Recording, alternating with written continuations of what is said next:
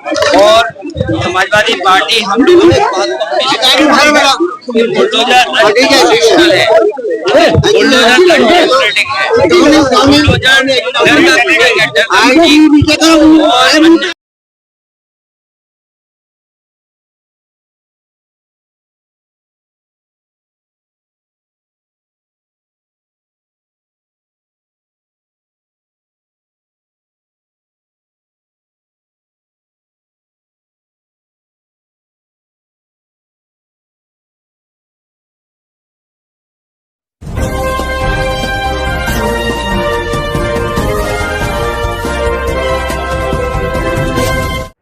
दोस्तों नमस्कार, आप देख रहे हैं जी टीवी लाइव न्यूज। मैं हूं आर के अजय।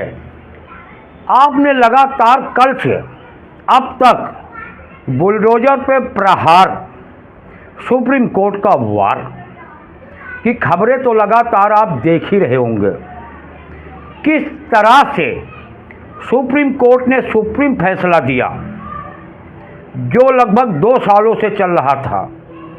कल जो है उसको सुप्रीम कोर्ट ने सुप्रीम तरीके से फैसला दिया।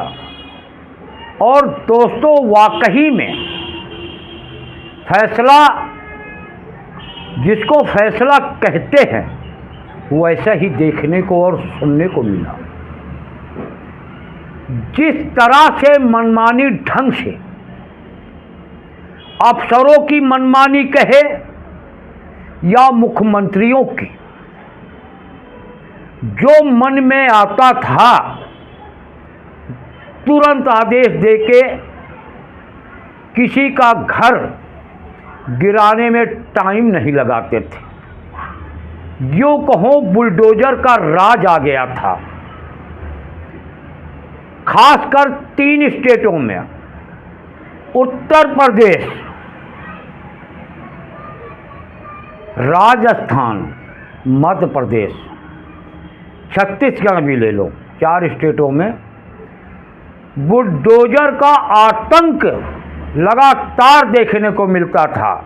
जहां देखो जरा सी बात पे बुलडोजर तैयार, और तुरंत जाके उसको तहस नहस कर देता था, क्योंकि ये खुद कोर्ट, खुद जज बन गए थे, खुद ही फैसला देते थे।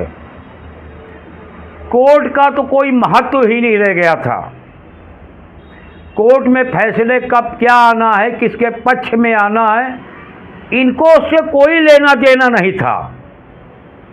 सीधा बुलडोजर चलाना। और उसमें जैसा आरोप लग रहा है, ये मेरा आरोप नहीं है, खासकर एक विशेष धर्म को टारगेट किया जाता था, यूं कहो मुस्लिम समाज को। उनको कोर्ट का आदेश भी नहीं आने का इंतजार करने दिया जाता था, क्योंकि ये इतनी जल्दी ये कार्रवाई कर जाते थे। दोस्तों इसको देखते हुए सुप्रीम कोर्ट ने एक प्रकार से, देखिए, बुलडोजर पर पूरी तरह ब्रेक ही लगा दिया। दोस्तों एक घर बनाने में कितना समय लग जाता है, कहाँ कहाँ से पैसे इकट्ठे करने पड़ते हैं, नहीं होता तो कर्जे लेने पड़ते हैं, बहुत सारी समस्याएं आती है। लेकिन ये मुख्यमंत्री और उनके कर्मचारी, अधिकारी उनका जरा भी ध्यान नहीं रखते थे। सीधा बुलडोजर से वार करके तहस नहस कर देते थे। ऐसे बहुत मामले आपने देखा होगा, सैकड़ों की तादाद में। आज वहाँ बुलडोजर चला तो कल वहाँ बुलडोजर चला, परसों वहाँ चला, यानी कि लगातार सिलसिला बढ़ता ही जाता था। दोस्तों जिस तरह सुप्रीम कोर्ट ने फैसला दिया, मैं सुप्रीम कोर्ट को नमस्कार सलाम करता हूं। दोस्तों ऐसे निर्णय देने के लिए।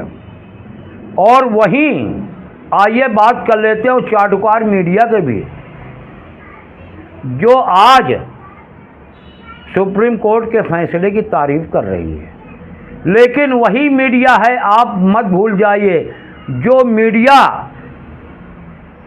सीधा बुलडोजर की तारीफ करती हुई नजर आ रही थी, हिंदू मुस्लिम का एंगल धुआ जा रहा था।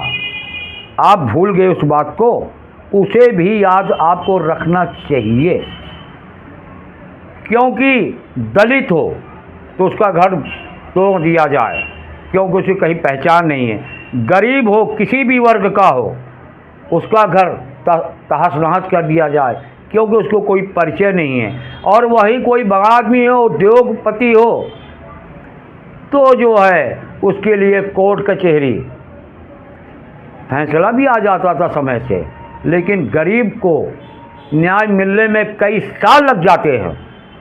आज भी ये सिलसिला चल ही रहा है। दोस्तों, आपने देखा होगा कल कानपुर में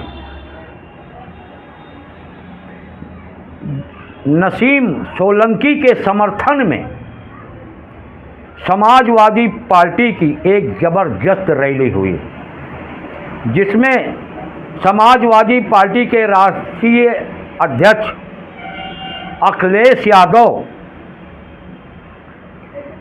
ने जाके संबोधित किया और बड़ी संख्या में जनसैलाब देखने को मिला। चारों ओर से आदमी, पब्लिक, औरतें, बूढ़े, बच्चे आपको देखने को मिले होंगे, और वहीं पे सांसद इकरा हसन भी इस जनसभा में मौजूद थी, और उन्होंने मीडिया से भी बात किया, जो आप इस खबर में देखेंगे। दोस्तों, वहीं पे अखिलेश यादव ने बुलडोजर पर सीधा प्रहार किया और कहा, अब किसी गरीब का घर नहीं तोड़ा जाएगा और बुलडोजर गैरेज में ही नज़र आएंगे। यानी कि कुल मिला के कहूँ तो ये झटका खासकर बीजेपी के लिए है। बीजेपी शासित राज्य में बुलडोजर का आतंक मचा हुआ था, उनको कानून से कुछ नहीं लेना देना था, जो मन में आए, जब मन में आए, हिंदू मुस्लिम एंगल देखो, दलित देखो, गरीब देखो, बुलडोजर चला दो, वो रोड पे आ जाएं, कोई चिंता नहीं है सरकार को। गरीब आज भी झुग्गी झोपड़ी में मिलेंगे, रोड पे भी मिलेंगे। आपने देखा होगा किस तरह से अपनी ज़िंदगी गुजारा करते हैं, उनके बच्चे कैसे जीते हैं, ये कभी नहीं सोचा। ऐसे मुख्यमंत्री या प्रधानमंत्री कभी महंगाई की बात नहीं करेंगे, बेरोजगारी की बात नहीं करेंगे। प्रयागराज में देखिए किस तरह नौजवान हंगामा कर रहे हैं, उन पे लाठियाँ भाजी जा रही हैं, मारी जा रही है। ये उत्तर प्रदेश का हाल है। ये मोदी सरकार की तानाशाही एक प्रकार से कहो, और 9 सीटों का जो चुनाव हो रहा है उत्तर प्रदेश में, उपचुनाव, वहाँ इनके पास कोई रास्ता ही नहीं बच रहा है। विकास की बात कर नहीं सकते, नौजवानों की नौकरी की बात कर नहीं सकते, महंगाई की बात कम करने की कर नहीं सकते, और है क्या महिला सुरक्षा की बात, और गुंडेगर्दी तो चरम सीमा पे है ही है, किसी से छुपा ही नहीं है। तो इनके पास है क्या? हिंदू मुस्लिम इसके सिवा कुछ नहीं है। और मीडिया और पल भर में बदल भी जाती है। जैसे सुप्रीम कोर्ट का फैसला आया, देखिए मीडिया ने किस तरह अपना रंग बदला। सच्चाई तो बताना चाहिए सुप्रीम कोर्ट की, लेकिन अपने कारनामे भी बताना चाहिए। हमने पहले क्या किया लोगों के पक्ष में, सत्ता की चाटुकारिता कितना किया, ये नहीं बताते हैं। स्टूडियो में 4 मुर्गे बिठा के आपस में लगवाते हैं टीआरपी के लिए, सच्चाई दिखाना इनके बस की बात नहीं है। दोस्तों, कानपुर से चीफ ब्यूरो रुस्तम खान ने सीसामऊ विधानसभा से प्रत्याशी नसीम सोलंकी के समर्थन में जो जबरदस्त रैली हुई है, जनसभा हुई है, उसको कवर किया। और देखिए आगे एक रिपोर्ट। RK अजय को दीजिए इजाज़त, फिर मिलेंगे किसी और खबरों के साथ। तब तक आप बने रहे AGTV लाइव के साथ। AGTV लाइव का खबरों का सिलसिला कभी कम नहीं होता। दोस्तों, चैनल को लाइक करें, शेयर करें, सब्सक्राइब जरूर करें, जिससे कि हर सच्ची खबर सीधे आप तक पहुंचे। खबरें लंबी होती है दोस्तों, देखें जरूर, सच्चाई तभी आपको सामने आएगी। दोस्तों, देखिए रुस्तम खान की एक रिपोर्ट आगे। बता दीजिए एक बार कि जैसे आपने 4 महीने पहले मुझे 27,000 वोटों से जिताया था इसी सीसामऊ विधानसभा से, मुझे मेरा वो कर्ज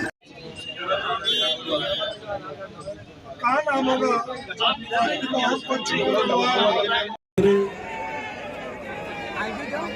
और सीसामऊ से लेकर बेल्लौर से लेकर रसूलाबाद तक के विधायक रहे माननीय शिव कुमार मेरिया जी से चाहूंगा कि आए और इस जनसभा को संबोधित करें। माननीय शिव कुमार मेरिया जी, आपको जिस तरीके से उत्पीड़न किया जा रहा है, उस उत्पीड़न का जवाब इरफान सोलंकी की पत्नी नसीम सोलंकी को तो उसकी वीडियोग्राफी कीजिए। जितने भी आइडेंटिटी पहचान पत्र है, सारे पहचान यादव जी को बताएंगे।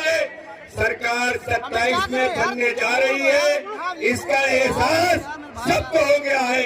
वो ऊपर से डरा रहे हैं, अंदर से आपको अखिलेश यादव जी का सीसामऊ विधानसभा के उपचुनाव में GIC के ऐतिहासिक ग्राउंड में आप जब भी तशरीफ लाए हैं, आपने जीत का मार्जिन बढ़ाने का काम किया है। मैं उनका स्वागत करते हुए आप सबसे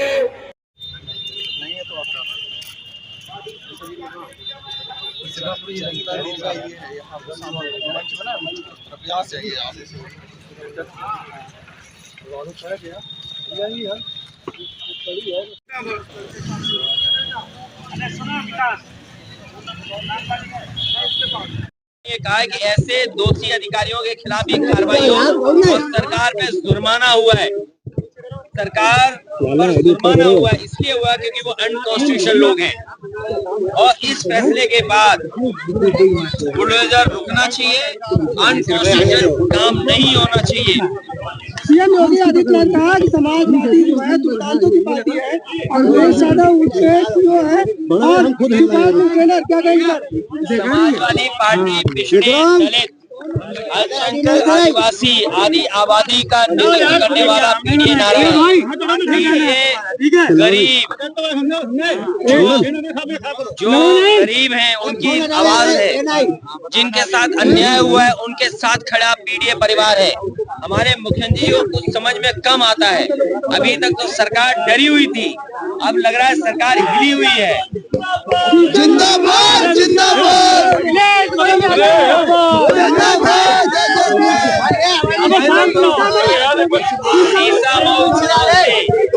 ऐतिहासिक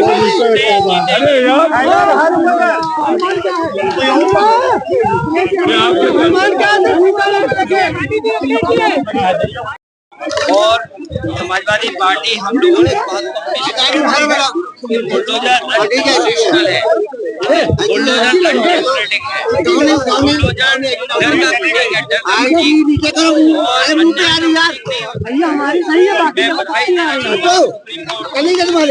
बधाई देना चाहता हूँ सबको जिन्होंने इसमें लड़ करके ये सुप्रीम कोर्ट के माध्यम से फैसला आया है। और इसके बाद कम से कम सरकार को रास्ता न्याय का चुनना चाहिए। इस तरह का व्यवहार सरकार का नहीं होना चाहिए। मुझे कोर्ट में ये बात कही जाए आईडी नीचे करो, ये घर तोड़ने वाली है, घर बनाने वाली है। मैंने कहा डिवाइडेड, जिन्होंने नारा दिया उनके वचनवंशी लोग हैं, विचारवंशी लोग हैं, इन्हें विकास से कोई लेना देना नहीं है। तो सरकार नौकरी देने के लिए बनी थी, वो छीन रही है। आज वो जो एडमिनिस्ट्रेटिव नौकरी करते हैं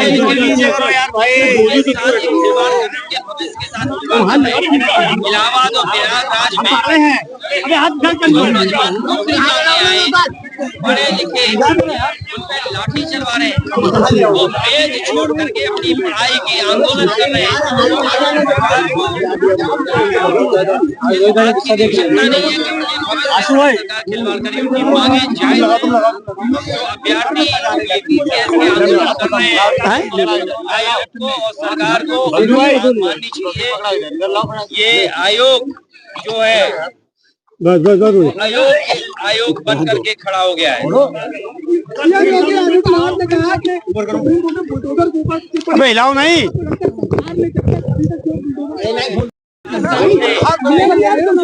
और ये जनता जब चुनाव लड़ रही है, जनता का सामना नहीं कर सकता कोई भी।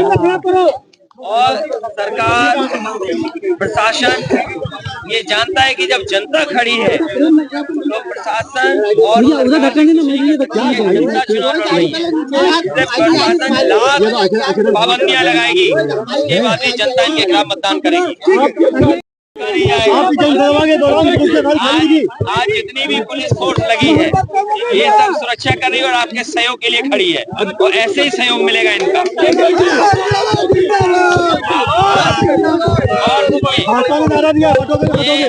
ये जो सुप्रीम कोर्ट का जो फैसला आया है, इसके बाद प्रशासन न्याय करेगा, न्याय नहीं कर सकता। आज की तारीख वोट पड़ जाता, आज ही की तारीख हमें आने का मौका मिला, और आज ही की तारीख सुप्रीम कोर्ट ने सरकार पर जुर्माना लगाया, ऐसे दोषी अधिकारियों के खिलाफ कार्रवाई के लिए कहा है।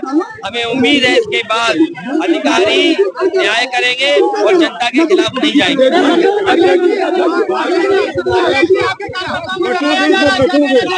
ये अंग्रेजों के वचनवंशी हैं, ये अंग्रेजों के विचारवंशी लोग हैं।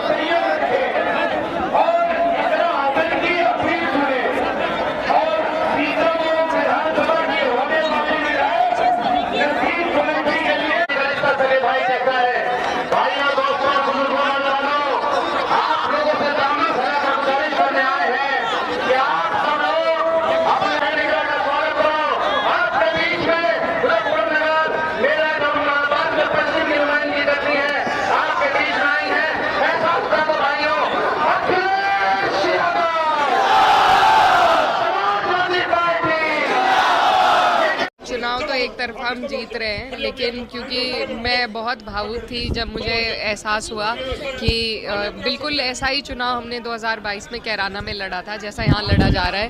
तो 9 सीटों पर चुनाव है, पर अगर मुझे कहीं जाना सबसे ज़रूरी लगा तो वो इस सीट पे लगा, क्योंकि यहाँ पर जिस तरीके से ये जीती हुई सीट को छीना गया है और अब हमारी भाभी जो यहाँ से चुनाव लड़ रही हैं इतनी हिम्मत दिखाकर वो चुनाव लड़ रही हैं, तो जीत तो निश्चित है इंशाल्लाह।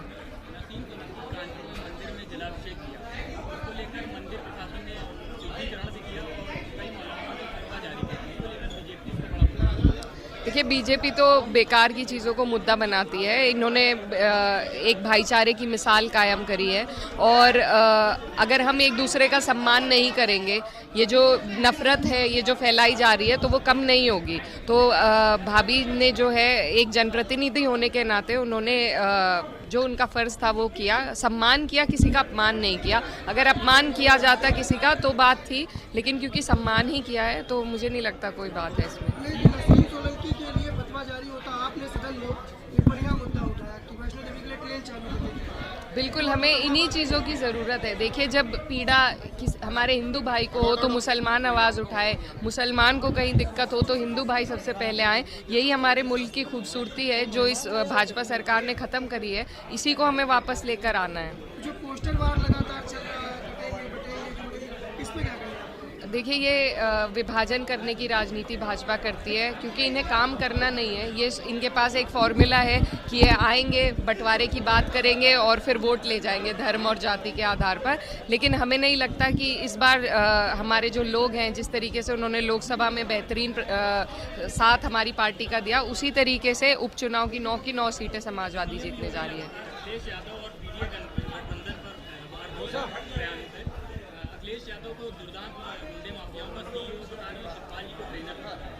देखिए, झूठे मुकदमे लगाकर वो लोगों को, जो भी बढ़ती हुई आवाज़ है उसे दबाने का काम भाजपा करती है और इल्ज़ाम दूसरों पर लगाए जाते हैं। उनकी खुद की पार्टी में कितने विधायकों पर, कितने एमपीओ पर किस तरह के कितने मुकदमे हैं, ये वो भी अच्छी तरीके से जानते हैं, आप लोग भी जानते हैं।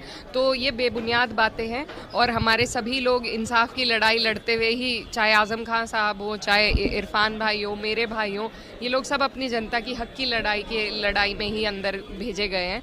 तो ये धरातल पर जो सच्चाई है वो लोगों को मालूम है, इनके कहने से कुछ नहीं होगा। सोलंकी को तो हिंदू वोट भी मिला है, क्या लगता है कि योगी जी के नारे के बाद परिवर्तन होगा? नहीं, बिल्कुल नहीं होगा। देखिए, हमारी भाभी जिस तरीके से चुनाव प्रचार को लेकर चल रही हैं, बहुत खूबसूरती के साथ सबको संजोकर लेकर चल रही हैं, भाईचारा बना रही हैं और एक ऐसी मिसाल इन्होंने कायम करी है अपने व्यवहार से भाईचारे की। तो मुझे लगता है इस बार और बढ़ेगा हिंदू मुस्लिम दोनों ही वोट।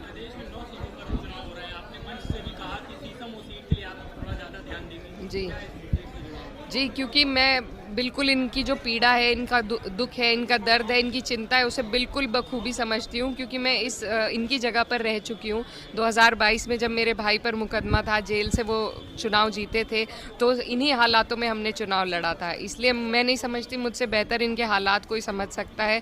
तो इसीलिए मेरी सारी दुआएं, मेरी सारी चिंता इनके लिए है कि ऊपर वाला इन्हें ये चुनाव जिताए। को मुख्यमंत्री से मिलने नहीं दिया गया, न यहाँ मुख्यमंत्री आए थे तो हमारे यूनियन को बुलाया गया था।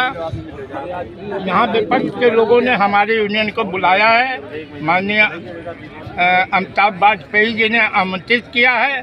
हमारा संगठन आया हुआ है, हमारे लाल मिल के कर्मचारी आए हुए हैं और अपना ज्ञापन उनको देंगे। 250 कहने को 250 मेरा परिवार इस समय ड्यूटी पर है, लेकिन 7 से 8 हज़ार परिवार हमारा वालटोली, मकबरा, सूटरगंज, ईदगाह, बेना जावर, मकरावटगंज, चुन्नीगंज में रिटायर्ड परिवार हमारा करीब 5,000 से 7,000 परिवार है। सीसामऊ विधानसभा में ही आता है सर? ये सारी क्षेत्र सीसामऊ विधानसभा के अंदर है। रिटायर्ड मेरा कर्मचारी 2022 से जो जिनको वेतन किसी एक पैसे का भुगतान नहीं किया गया है, मताधिकार का प्रयोग नहीं करेंगे?